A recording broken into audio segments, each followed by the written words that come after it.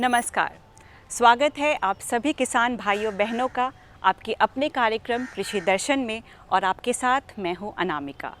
आपको मालूम है हमारा यह कार्यक्रम आप सभी के लिए होता है, जहां हम हर रोज़ नई नई जानकारियां लेकर आते हैं और आपको नए विशेषज्ञों से रूबरू भी कराते हैं। तो आइए बढ़ते हैं कार्यक्रम के पहले सेगमेंट की ओर और देखते हैं कृषि समाचार, जहां आपको मिलेगी कृषि संबंधी कई जानकारियां। नमस्कार, खबरें खेती में आपका स्वागत है। मैं हूं रूपम। आइए एक नजर डालते आज क्या है खास कृषि समाचार में। किसानों को उत्पाद का उचित मूल्य दिलाने के लिए केंद्र एवं राज्य सरकार प्रतिबद्ध। गर्मी के मौसम में पशुओं में पानी की कमी न होने दे। स्वर्ण नीलिमा प्रभेद से करे बैगन की खेती। केंद्रीय कृषि एवं किसान मंत्रालय की ओर से राजधानी पटना में बीते दिनों कृषि विपणन पर राष्ट्रीय प्रदर्शनी का 4 दिवसीय आयोजन संपन्न हुआ। प्रदर्शनी में प्रदेश के किसानों ने अपनी उत्पादित वस्तुओं का स्टॉल लगाया। गुणवत्तापूर्ण वस्तुओं को एक मार्क ग्रेडिंग दी जाती है। इससे खरीदारों को अच्छे सामान मिलेंगे और किसानों को भी उत्पाद की अच्छी कीमत प्राप्त होगी। प्रदर्शनी का उद्देश्य किसानों को संगठित करना और उनकी आय में बढ़ोतरी करना था। ये आज यहाँ पे पटना में एलन मिश्रा इंस्टीट्यूट के प्रांगण में हम लोग नेशनल एग्रीकल्चर मार्केटिंग एग्जीबिशन लगाए हैं। इसका मुख्य उद्देश्य ये है कि जो मार्केटिंग डिवीज़न से संबंधित, एग्रीकल्चर मिनिस्ट्री के मार्केटिंग डिवीज़न से संबंधित जितने भी स्कीम्स है, प्रोग्राम्स है, उसके बारे में जनता के बीच में अवेयरनेस क्रिएट करना है। इसमें बहुत सारे स्कीम्स हम लोग चला रहे हैं। For example farmer producer organization का स्कीम है, वो बहुत बड़ा स्कीम है, वो चला रहे हैं। पशुपालक किसान भाइयों, गर्मी का मौसम आ चुका है। ऐसे में पशुओं के स्वास्थ्य का प्रबंधन अति आवश्यक है। पशुओं में पानी की कमी से डिहाइड्रेशन हो सकता है, जो काफी खतरनाक साबित होता है। तेज धूप से बचाकर और नियमित अंतराल पर पशुओं को ताजा पानी पिलाकर उन्हें डिहाइड्रेशन से बचाया जा सकता है।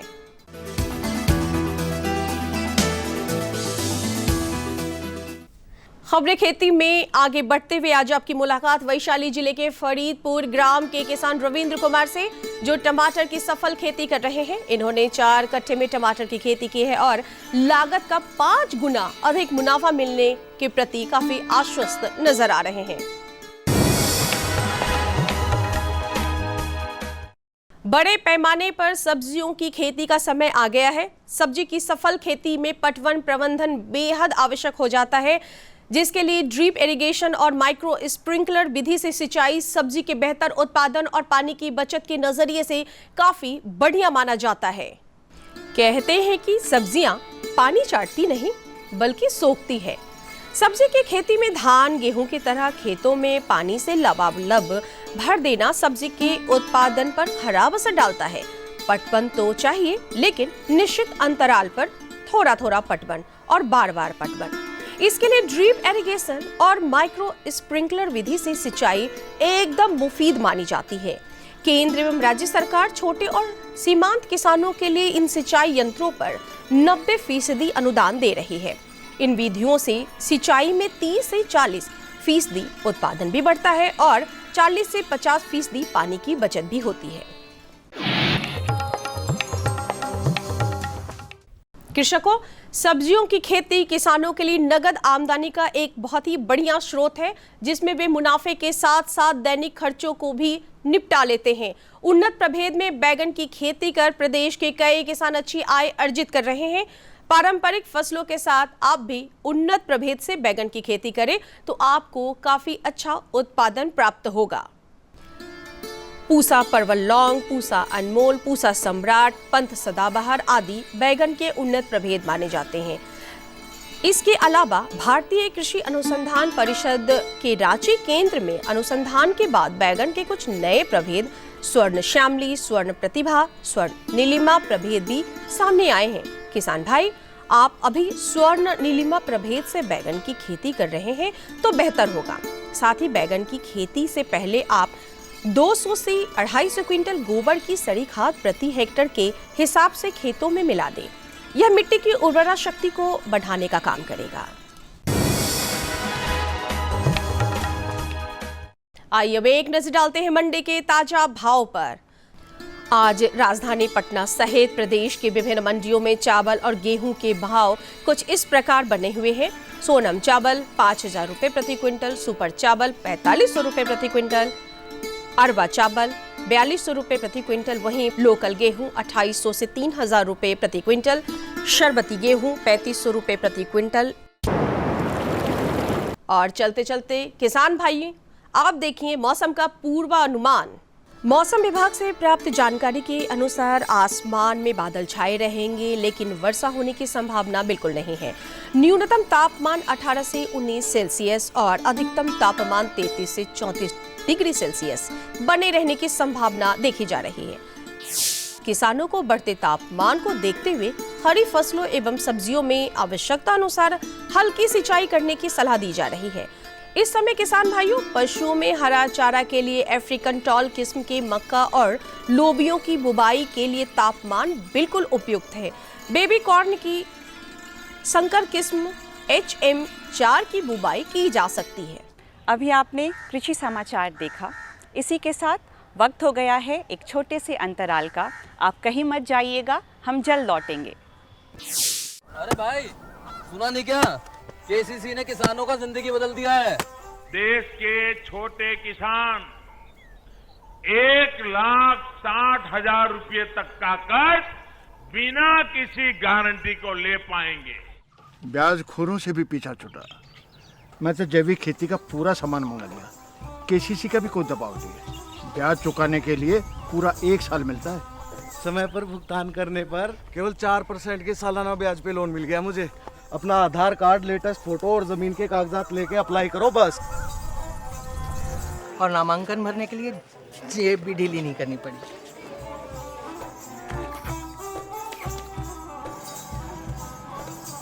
चाचा, उधार चुकाने के 24 घंटे के बाद उतने ही पैसे वापस निकाल सकते हैं। केसीसी ने किसानों की जिंदगी वाकई बदल दी है। तो आप भी किसान क्रेडिट कार्ड अपनाएं और सहजता से ऋण पाएं। आप सभी का फिर से स्वागत है कार्यक्रम कृषि दर्शन में। गर्मी का मौसम शुरू हो चुका है और इस समय हमारे बहुत से किसान भाई धान की खेती में लगे हुए हैं।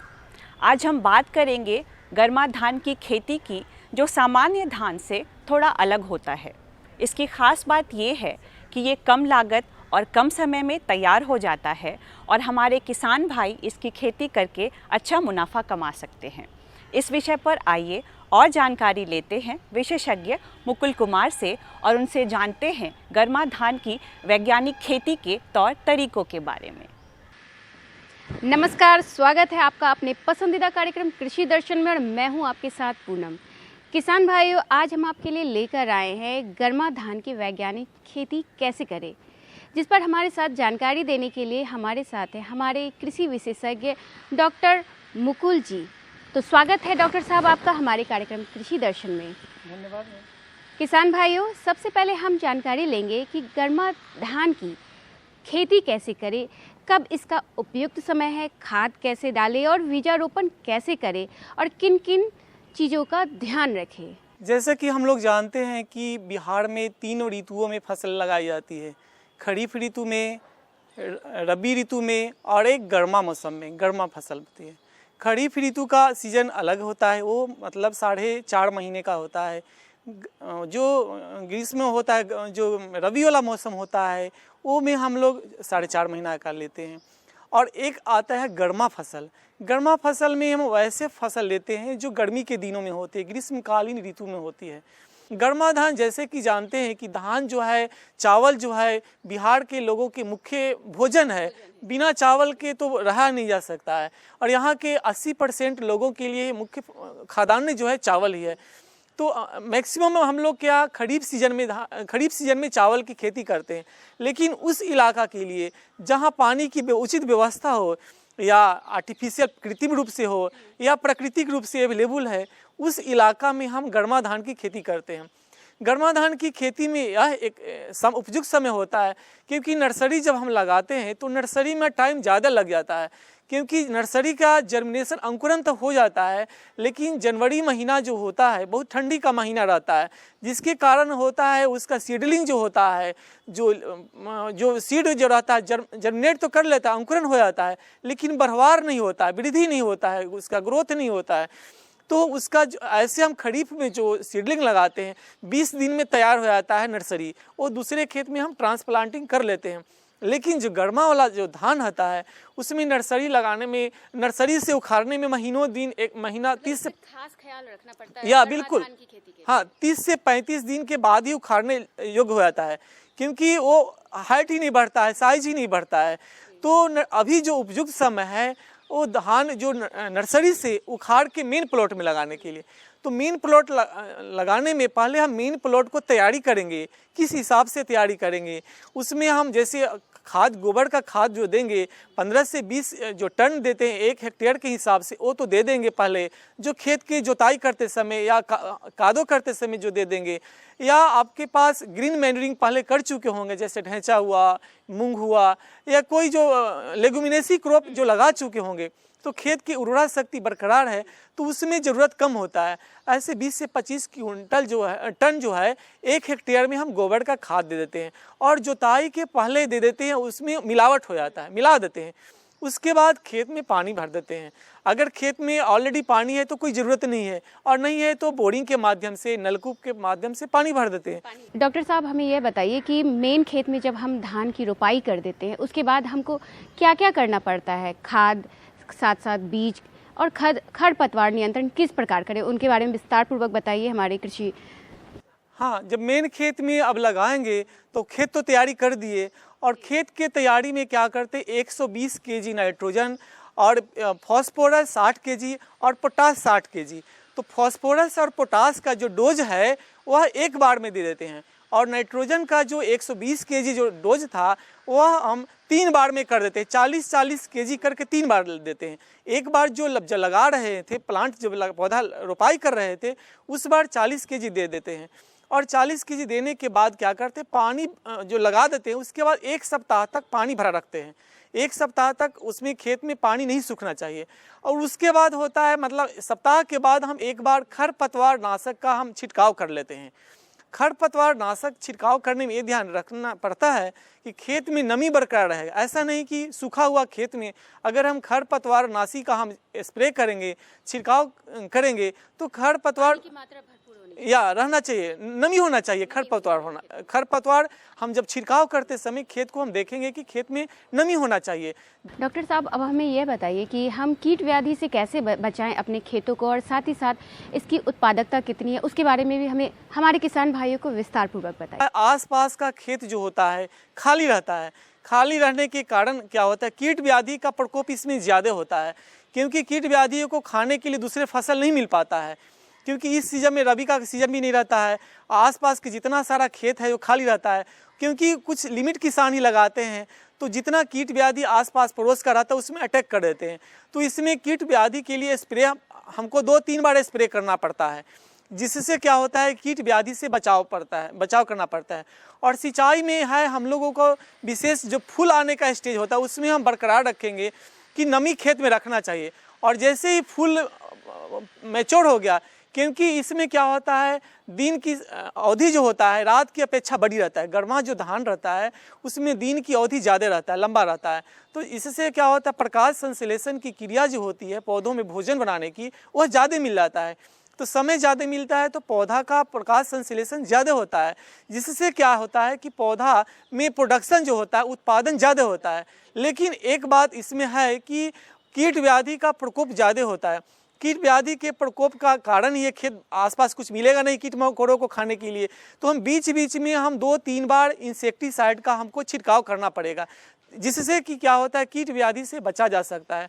और जैसे ही फ्लावरिंग स्टेज पूरा हो गया, फूल झरना स्टार्ट हो गया, अब जो मैच्योर होना चले, जो दाना जो है धान का वो मिल्किंग स्टेज में, दूध वाला स्टेज में है, उसके बाद हम एक भरपूर सिंचाई कर देंगे और जो जमा हुआ पानी है उसको निकाल देंगे, हम फ्रेश पानी देंगे, जिससे कि क्या होता है, कीट व्याधि की आशंका कम हो जाएगी और पौधा भी स्वस्थ रहेगा। बहुत अच्छी जानकारी दी डॉक्टर साहब आपने हमें गर्मा धान की खेती के बारे में। अब हमारे किसान भाइयों को आप कुछ संदेश देना चाहेंगे?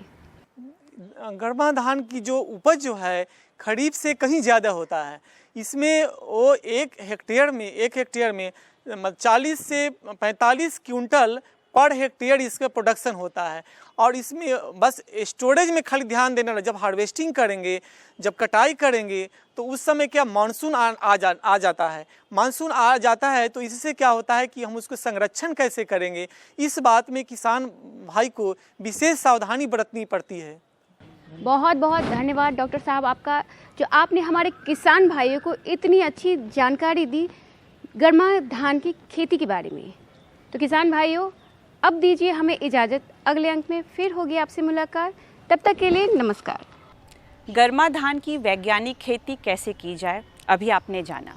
आइए कार्यक्रम को आगे बढ़ाते हैं।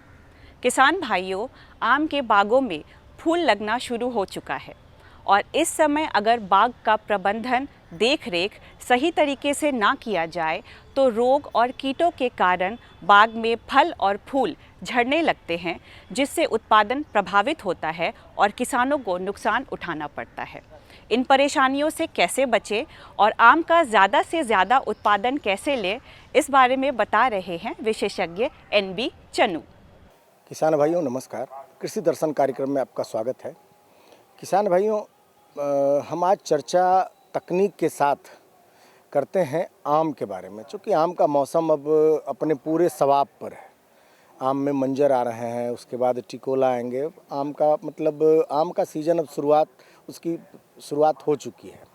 लेकिन आम में एक समस्या है जो पौराणिक चीज़ है और सब लोग जानते हैं कि आम अल्टरनेट बियरर है। मतलब एक साल आम आना है, एक साल नहीं आना है। अब हमारे वैज्ञानिकों ने नई तकनीक इजाद की है कि आम को रेगुलर बियरर बनाना है, मतलब हर साल फलन उसका होना है। क्या है वो तकनीक, कैसे हम उसको अल्टरनेट को रेगुलर कर सकते हैं, इस विषय पर बात करने के लिए हमारे साथ विशेषज्ञ मौजूद हैं। कृषि विज्ञान केंद्र पिपरा कोठी की विषय वस्तु विशेषज्ञ डॉक्टर NB चानू। चानू, आपका हमारे कार्यक्रम में स्वागत है। बहुत बहुत नमस्ते। आम पर हम चर्चा करते हैं कि आम क्यों अल्टरनेट बेयरर है और कैसे उसको हम रेगुलर बेयरर बना सकते हैं। मतलब हर वर्ष, चूँकि ये एक बहुत बड़ी चुनौती थी, खास करके फ्रूट साइंस में, फल विज्ञान के लिए एक बहुत बड़ी चुनौती थी। और आम के क्षेत्र में हमारा जो आम है, हमारे बिहार का जो आम है, वो उसमें मालदह जो हमारा है वो पूरे विश्व में एक स्थान रखता है। मालदह हमारा जो यहाँ का माना जाता है बेहतर मालदह माना जाता है। तो कैसे उसको हम बदलेंगे? सबसे पहले तो स्क्रीन के उस पार बैठे हमारे सारे दर्शकों को मेरा बहुत बहुत नमस्ते। तो बिहार जो राज्य है, खास करके हमारा पूर्वी चंपारण जो है, बहुत फेमस है हमारा आम और लीची के लिए। तो जो यहाँ जो आम है हमारा, जो आपने बताया कि मालदा जो है हमारा यहाँ का शान है। तो इसमें एक बहुत सालों से इसमें एक बीमारी भी बोल सकते हैं, एक डिसऑर्डर भी बोल सकते हैं, और ये एक जेनेटिकली डिसऑर्डर भी है जो अल्टरनेट बेयरिंग है, जो रुक रुक के फलते हैं। तो ये कारण है कि आपका जेनेटिक्स का हो सकते हैं और आपने कल बहुत कम खाद पानी का प्रयोग किया, उस कारण से भी हो सकते हैं। तो इसको हम लोग 4 प्रकार से हम लोग इसको ठीक कर सकते हैं। तो जो पहला उपाय है, इसको हम हर साल फल लेने के लिए आप उसको खाद पानी जितना ज़रूरी है आम का, उसको लगातार आपको फल कटाई करने के बाद 1 सप्ताह के बाद आप उसका खाद पानी दे देना चाहिए सबसे पहले तो। फिर दूसरा उपाय है, आप एक पेड़ का आपका जो जड़ है उसमें आपने छिलका हटाना है। तो छिलका कैसा हटाना है? छिलका जो हटाना है जड़ से ऊपर आप एटलीस्ट 1 से 1.5 फुट ऊपर आधा इंच का आपको छिलका बस हटाना है।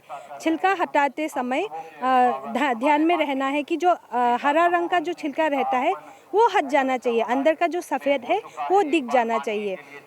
और ये कब करना है, आप जब सितंबर अक्टूबर का जो समय है, सितंबर का पूरा महीना और अक्टूबर का पहला 2 सप्ताह, इसमें आप इसका छिलका हटा सकते हैं। ये मेथड को हम लोग इंग्लिश में बोलते हैं गर्डलिंग।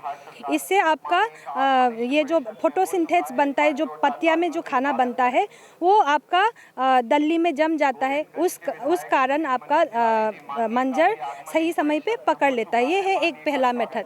फिर दूसरा मेथड है, आप इसको टहनी को आप रिंग से बांधा सकता है। जैसे हमारा बाइंडिंग वायर आता है हार्डवेयर में, उससे आपको टहनी को बांध सकते हैं। कब बांधना है, ये भी आपका सितंबर और अक्टूबर का महीना में बांध करके रखना है। और जैसे आपका जनवरी फरवरी में मंजर दिख गया, उसके बाद ये आप जो तार बांधे हैं, इसको खोल करके आप रख सकते हैं। ये दोनों उपाय में थोड़ा सा प्रिसीजन चाहिए। और तीसरा उपाय है जो केमिकल मेथड है, जो सबसे इजी है। तो आपका जो तीसरा उपाय है वो एक केमिकल मेथड है। इसको आपको करने के लिए दवा का मैं नाम बता दूं, इसका केमिकल नाम है पेक्लोब्यूट्राजोल। इसको मार्केट में आपको कोल तार का नाम से मिलेंगे। कोल तार एक दवा है जिसका जैसे उसका ट्रेड नेम है, लेकिन इसका केमिकल नाम है पेक्लोब्यूट्राजोल। तो आप इसका कैसा उपयोग कर सकते हैं, आपका 10 साल से अधिक पौधा के लिए आप 30 ml प्रति पौधा 10 साल से ऊपर पेड़ जो है उसके लिए आपका जड़ का आसपास पानी 1 लीटर पानी में मिला करके ड्रेंच करेंगे। ये भी कब करना है, आपका सितंबर और अक्टूबर का महीना में करना है। पेक्लोब्यूट्राजोल से आपका रेगुलर बियरिंग ला सकते हैं। तो ये दवा जो है आपको कैसा ट्रीट करना है, पेक्लोब्यूट्राजोल लेना है 30 ml को आप 1 लीटर पानी में घुल करके जो पेड़ है 10 से अधिक साल का पेड़, उसका जड़ से 1 से 1.5 मीटर हट करके आपको रिंग में आपको पानी दे देना है। कब देना है, सितंबर और अक्टूबर का महीना में आप दे सकते हैं। आप ये देने के बाद बाकी इरिगेशन थोड़ा 1 हफ्ता के लिए रुक देना है। उसके बाद आपका मंजर फरवरी से मार्च तक आपका आने लग जाएगा। अच्छा, इसमें हम अब मंजर की बात करते हैं। मंजर जब आने लगता है तो इसी में चूँकि अब जब आम की चर्चा हो रही है, अल्टरनेट को रेगुलर बनाया जा रहा है, तो मंजर जब आते हैं, आज किसानों के पास ये भ्रांतियाँ और ये आमतौर पर हो भी रहा है, मंजरों में लोग छिड़काव करते हैं। क्या वो सही रहता है मंजर में छिड़काव करना? मंजर जब फ्लॉरिंग पूरे अपने स्टेज पे होता है, पॉलिनेशन स्टेज पे होता है, तो उस समय छिड़काव करना क्या उचित होता है? हाँ, ये जो बात पूछी है ये बहुत इम्पोर्टेंट है, ख़ास करके आम का किसान को। क्योंकि जब मंजर आते हैं, ये हमारा जो आम है ये क्रॉस पॉलिनेटेड है। मतलब आपका मक्खी जब तक आके बैठेंगे तभी जाके आपका फल पकड़ेगा। मक्खी आके नहीं बैठेंगे तो आपका फल नहीं बनेगा। तो जितना भी छिड़काव करना है मंजर आने के बाद आपको रुक जाना है। मंजर के समय में कोई भी दवा, कोई भी छिड़काव नहीं करना है, चाहे वो कीटनाशक हो, फफूंदनाशक हो या कोई भी न्यूट्रिएंट स्प्रे हो, वो मंजर के समय पे नहीं करना है। तो कब करना है, जब आपका सरसों का दाना का साइज़ का आपका फल पकड़ लिया, तब आपका छिड़काव शुरू कर सकते हैं। रेगुलर बेयरर के लिए, मतलब अल्टरनेट को रेगुलर बनाने में जो प्रक्रियाएं आती है, उसमें कहाँ दिक्कत हो सकती है किसानों को? जैसे आप छिलका की बात कर रहे थे कि छिलका हटाना है, तो किसान के मन में ये भ्रांतियाँ, छिलका हटाएंगे तो पौधे सूख जाएंगे।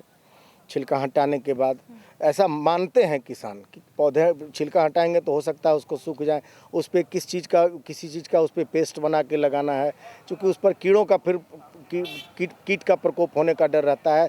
तो उसके लिए क्या करना चाहिए? चूँकि कहीं छटाई उटाई जब हम करते हैं, प्रूनिंग करते हैं, तो उसमें कॉपर ऑक्सीक्लोराइड वगैरह का पेस्ट बना के लगाते हैं, या और कुछ दवा जो है, इसमें क्या करना चाहिए? जी, ये जो प्रश्न है ये बहुत इम्पोर्टेंट है।